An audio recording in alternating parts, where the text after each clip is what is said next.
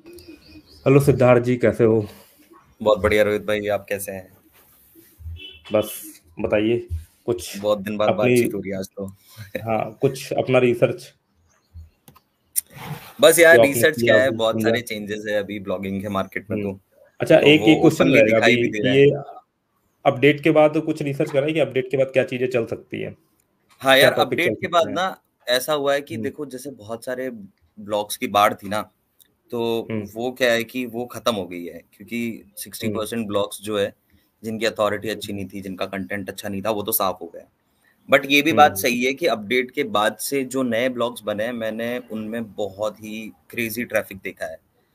ऐसा है कि अच्छा। जो नए ब्लॉग्स हैं, उनके अंदर बहुत ही अच्छा ट्रैफिक लोग ले रहे हैं, उनके अंदर वेब स्टोरीज हम्म। चल रही है, डिस्कवर में भी बहुत सारी नई वेबसाइट्स देखने को मिल रही है, जो शायद मुझे तो पहले उस पर्टिकुलर नीश में नहीं देखने को मिली थी अपडेट के बाद। अच्छा, तो नई वेबसाइट मतलब किस तरीके से स्टार्ट करी जा सकती है कि मतलब बिल्कुल फ्रेश डोमेन लेकर के उस पर वेब स्टोरी बनाना स्टार्ट कर दे, ऐसा कुछ? यार मैं इस टाइम बोलूंगा कि देखो, एक चीज तो बहुत ही कॉमन है कि लोग जैसे सरकारी योजना और इस तरह की जो चीजें हैं ना, उन पर काम कर रहे हैं, तो इस पर ऑलरेडी कंटेंट की बहुत बाढ़ है।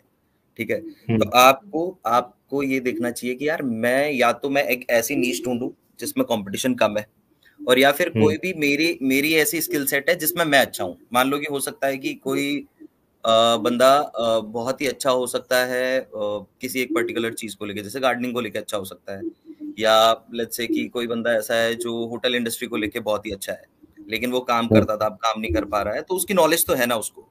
तो ये बहुत सारी हम्म। चीजें ऐसी है जहां पर लोग अभी भी काम नहीं कर रहे हैं, और हम्म। आप अपनी जो आपकी स्किल सेट है, आप उसको जब अपने वर्ड्स में रखेंगे, तो वो एक यूनिक कंटेंट भी होगा, आपकी अथॉरिटी भी होगी। एक बार पहले भी मैं जब लाइव आया था, तो मैंने ये बात करी थी कि यार, अभी क्या होता है कि गूगल चेक करता है कि जो बंदा लिख रहा है उसकी अथॉरिटी कितनी है, या फिर हम्म। हम्म। वो कितना एक्सपर्ट है इस मामले में। तो जब आप अपने लेट्स से कि आप अपना ऑथर बॉक्स बनाते हो, उसमें अपने सोशल लिंक्स देते हो, तो वो वहां पर हम्म। उनका जो क्रॉलर होता है, उनको भी चेक करता है कि रिलेटेड कंटेंट है या नहीं है। तो अगर या तो हम्म। आप ऐसे सोशल मीडिया हैंडल्स पहले बनाओ, 2 4 6 महीने हम्म। उनको एज करो, जिन पर आगे काम किया जा सकता है। ठीक है, वही टॉपिक उन सोशल मीडिया इसमें हैंडल्स पे पोस्ट करो थोड़ा सा अपनी मैं बहुत। रोकना चाहूंगा इसमें ना। इसमें मैंने भी हाल फिलहाल में क्या देखा था ना, यूएस की एक दो वेबसाइट देखी थी जिन जिन जो मैं हम्म, पहले मतलब कि थोड़ा सा फॉलो करता था, देखता था। जी जी। तो उनमें पहले ऑथर ऑथर का इतना सिस्टम नहीं था, बट ये जो ई टीट वाला कॉन्सेप्ट है, उसके बाद देख रहा हूँ कि हर पोस्ट के नीचे verified by this author PhD, इन्होंने हाँ, उनका सो पूरा आप ये प्रोफाइल जो बनाया हुआ है, वेरीफाइड वो वाली बात लिंक्डइन कर वगैरह रहे हो, से पिछली अटैच है। बार भी हमने डिस्कस करी थी।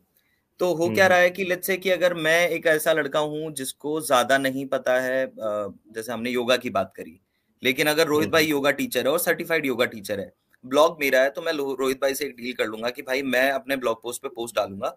ठीक है, और आपका नाम भी यूज करेंगे। ऐसा नहीं होगा कि आपने पोस्ट लिखी है, but reviewed by, hmm. Verified by, edited by, hmm. और फिर हम्म। वहां पर रोहित भाई का भी एक ऑथर अकाउंट होता है, और उस ऑथर अकाउंट में रोहित भाई के सोशल लिंक्स है।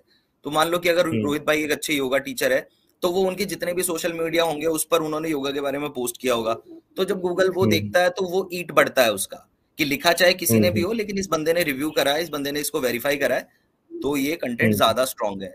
तो ये जो आप हम्म। जितनी भी आप जैसे लोग कहते हैं मेडिकल मेडिकल हो गया, या हेल्थ हो गया, जो भी इस तरह के जो नीश है, उनमें ये ईट बहुत जरूरी है। इसलिए नए ब्लॉगर तो फेल हो जाते हैं, क्योंकि वो काम नहीं कर पाते, उनके पास वो अथॉरिटी हम्म। नहीं है, और जो पुराने ब्लॉगर है, उनको पता है कि कैसे काम करना है, तो वो उन लोगों को इसलिए ऑनबोर्ड कर लेते क्या हैं। है ना कि नए वाले तो जो होते हैं ना, वो ऐसे ही बड़ी बड़ी वेबसाइट कंटेंट कॉपी करके डालते हैं।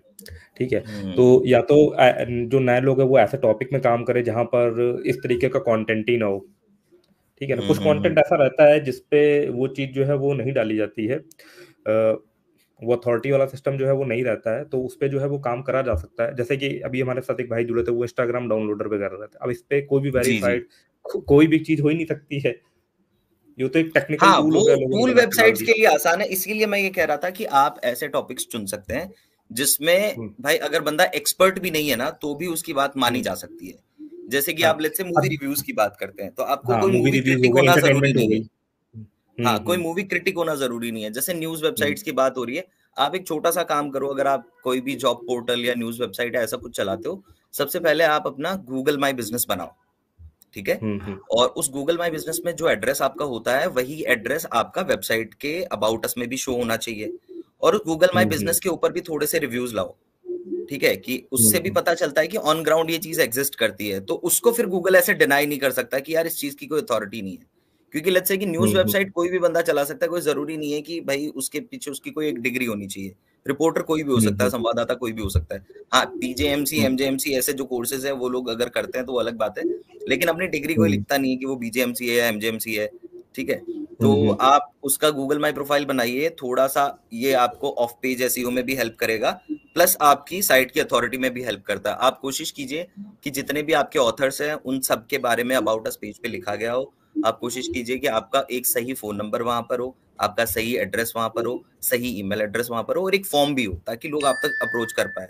तो वो गूगल को बहुत ही एक ऑथेंटिक आपकी जानकारी देता है। तो ये मिस्टर रणवीर वर्मा जी, इन्होंने 200 रुपए की सुपर चैट दिए भाई, बहुत बहुत धन्यवाद इतना प्यार दिखाने के लिए। लगता है हमारी कचौड़ियों का तो इंतजाम कर रहे हैं ये। हाँ हाँ हाँ हाँ, सही बात है। ऐसे अगर हर बार लाइव चैट में हो जाया करे तो बहुत ही बढ़िया है। चलिए। तो यार ऐसी कुछ फाइंडिंग्स थी। आज मैं सोच रहा था यार कि है ना, जो नए ब्लॉगर्स हैं उनको बताया जा सकता है, क्योंकि आज मेरे पास अच्छा वाईफाई है तो हम लोग स्क्रीन शेयर कर सकते हैं, अगर आपको ठीक लगता है बिल्कुल तो। बिल्कुल करिए करिए। तो मैं मैं सोच रहा आपसे था कि यार उसको